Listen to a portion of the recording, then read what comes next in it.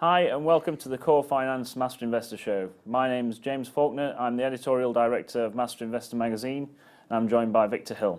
Hello James. Hi Victor. You've been writing about the defence sector this month. Defence spending as a share of global GDP has been declining for the past several decades, but you argue that now that could be about to reverse. Well, I hesitate to make predictions, but the long-term trend has been downwards from the Second World War onwards, so that by 1960, military expenditure accounted for just over 6% of global GDP. But today, or at the end of last year, it was about 2.25%. And most countries are between the 1% and 2% spend bracket, with the US up at 3.3%. And then you have outliers like Russia at 5.4% and Saudi Arabia at 10%. But what I'm saying in this piece is that we're at a critical moment because we had a bipolar global states system up until virtually the end of the Cold War, which ended effectively in 1991 with the dissolution of the Soviet Union, which was followed by a unipolar system with the hegemony of the United States of America, which was by far and away the sole hyperpower on the planet. And now what we see little by little is the emergence of regional powers and powers which suppose that they might have the opportunity to challenge America's dominance. So in particular, it's the four, as I call them, ancient empires, Russia, China, Iran, India, which are now emerging as very significant military powers in their own right, both in their region and potentially globally. I mean, at the moment, each one remains effectively behind its own frontiers, but that is slowly beginning to change, with China opening up its first overseas base in the Middle East just last month. Okay, so a good basis for defence spending to steadily increase. Many people have misgivings about investing in the arms industry. Yes, they do. Because these are companies, after all, that are essentially producing equipment that is to kill people. Exactly. So, how do you square that circle? Well, I think you have to approach this with a certain amount of caution. I mean, these are companies which make the wherewithal to create mass destruction, and that is a very sobering thought. But I prefer to call them, I don't like the term arms industry, I prefer to call it defense technology, because at the end of the day, when you speak to the strategists, when you speak to the soldiers, particularly the senior ranking ones, they don't ever want this equipment to be used. They just want it to be there such that peace will prevail. So defense means preventing war, and you can only do that by having adequate military resources vis-à-vis your potential opponents.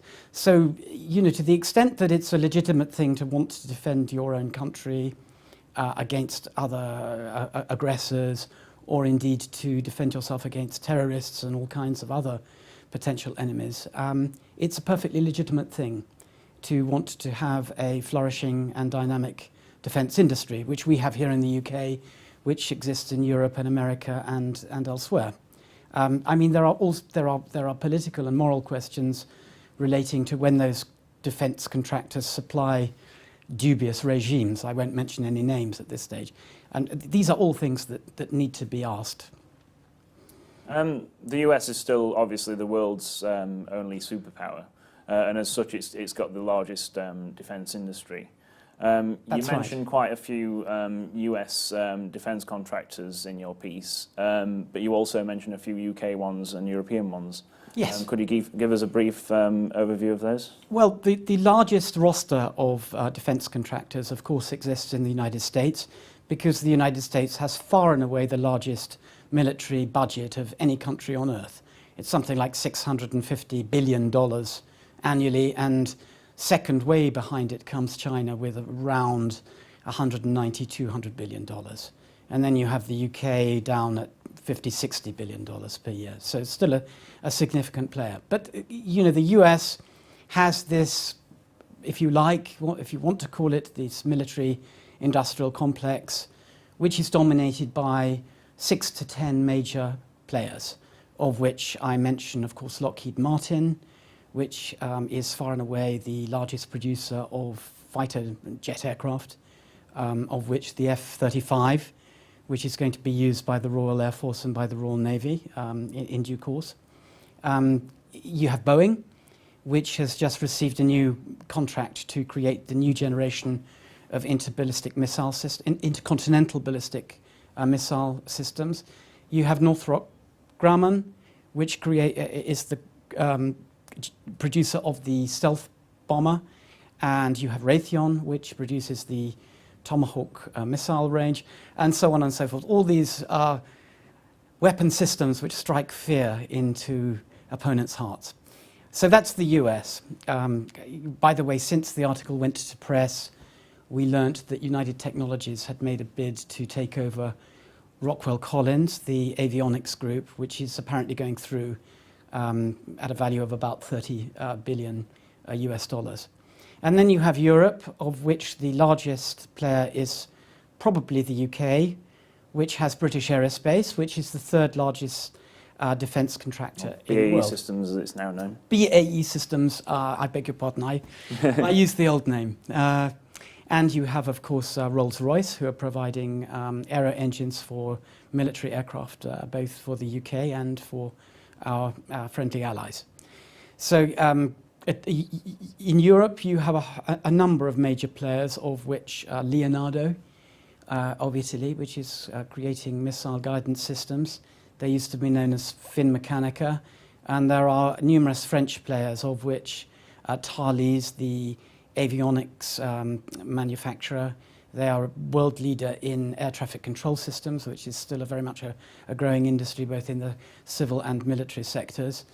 And you have Dassault Aviation, which is the producer of the Rafale jet fighter. And also of note is Saab of Sweden, which produces the Saab Viken jet fighter. Okay. Can you just give us a brief overview of what you'll be writing about next month, Victor? Well, for next month, James, something special is going to happen because Jim Mellon will publish his book, which has been long awaited, entitled Juvenescence, looking at this amazing expansion in human longevity, to which we can all look forward to. I hope, James, probably you more than me. So you're going to live to 120. And I'm going to be looking into some of the economic consequences of this major revolution. And so it's going to be called the economics of increased longevity. Okay, we'll be keeping an eye out for that. If you'd like to read the magazine in full, you can visit the website at masterinvestor.co.uk. I'll be back next month. Thanks for watching.